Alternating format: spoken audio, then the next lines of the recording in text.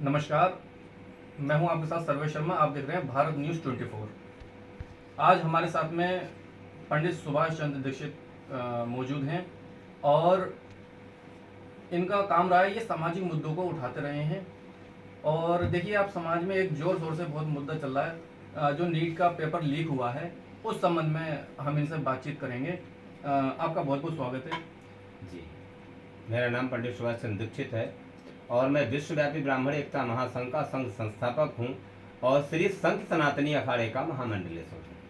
देखिए, आज बात समय ऐसा आ चुका है कि सरकार की इतनी खामियां होती चली जा रही हैं कि उन खामियों को हम जितना आप लोगों के सामने उजागर कर रहे हैं उतनी कम है।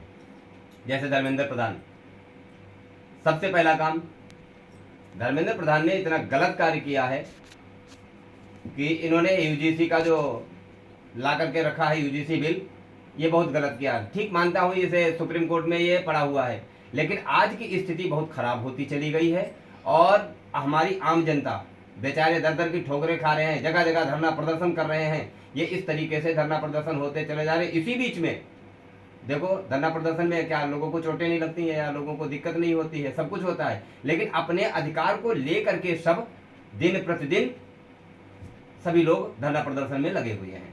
आइए, इसी बीच में मेन मुद्दा जो है वो हमारा है केवल बच्चों के भविष्य को लेकर के। वो भविष्य को लेकर के क्या मुद्दा है? जैसे नीट पेपर हुआ, ये जितने नेता हैं, इन नेताओं की क्या बच्चे कोई इसमें दुखी हो रहे हैं? नहीं दुखी हो रहे हैं। जैसे धर्मेंद्र प्रधान है, इसके बच्चे कहाँ पढ़ रहे हैं? विदेशों में। इसको भारत में मतलब कानून लागू कर रहे हैं। क्यों लागू कर रहे हैं? जो कानून लागू करने की है वो लागू करो, उन कानून उसके ऊपर चलो।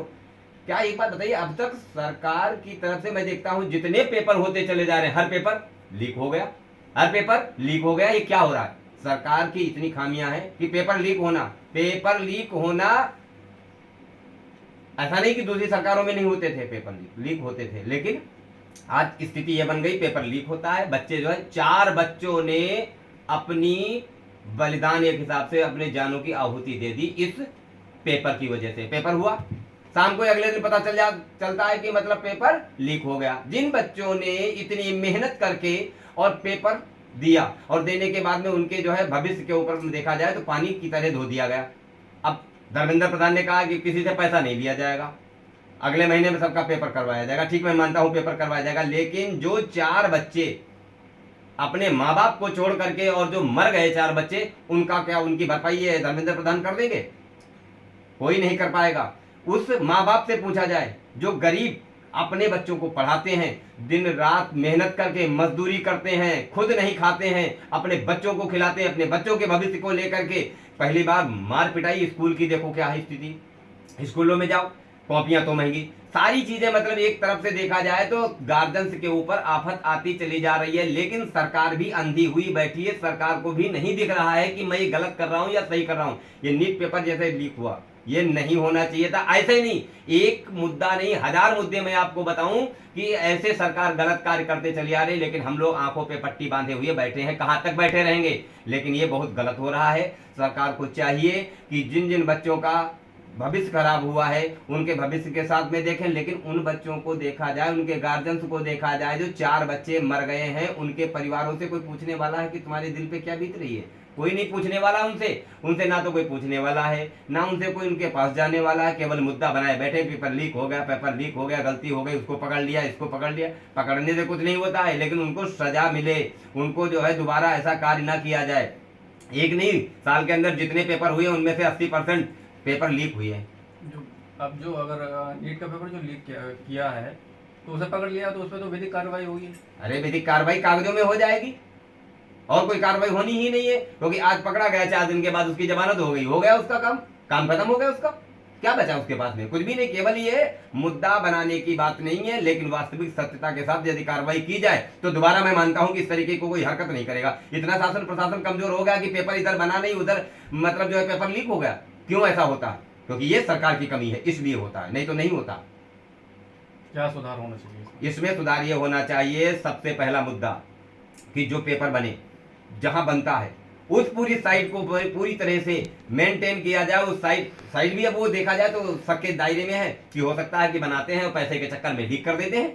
ऐसा नहीं होना चाहिए, क्योंकि सख्ती के साथ में जो भी पेपर हो वो सख्ती के साथ में हो और पेपर लीक होने का सिस्टम बिल्कुल खत्म होना चाहिए। तो अब सरकार ने बोल तो दिया कि पेपर दोबारा से हो जाएगा। अरे दोबारा से पेपर हो जाएगा, मैं मानता हूँ कि, लेकिन जो 4 बच्चे मर गए उन बच्चों का क्या करेगी सरकार, बताइए मुझको। उसके लिए है कुछ जवाब आपके पास? बताइए मुझको कि ये सरकार ये काम करेगी, वो 4 बच्चों को वापस ला करके दे सकती है क्या? यदि दे सकती है तो बताइए मुझको। आप भी पत्रकार हैं, आप पत्रकारिता लाइन में चलते हैं, आप हमारे भारत के चौथा स्तंभ हैं। आप मेरे को यह अवगत कराए कि जो 4 बच्चे मार दिए गए हैं, जो अपने आप फांसी लगा के मर गए, कैसे भी मर गए 4 बच्चे, उन बच्चों का क्या होगा? उन बच्चों के परिवार के भविष्य का क्या होगा? क्या पता कैसे पढ़ाया उनके माँ बाप ने? पता है मजदूरी करा है या अपना किसी का कोई कार्य किया है? कैसे भी मतलब करके उन बच्चों को इस कंडीशन तक लाया कि मैं डॉक्टर बनाऊंगा। वो डॉक्टर भगवान के पास बनेगा जाकर के? क्या किया सरकार? खाली हेलो हेलो हाय हाय करने के लिए है? मैं तो नहीं मानता, लेकिन सरकार जो कहती है वो बिल्कुल नहीं करती। तो इसमें नीट का पेपर जो लीक हुआ, आपने बहुत सारी अपनी इसमें बात रखी है कि भाई इसमें इस तरीके से सुधार होना चाहिए।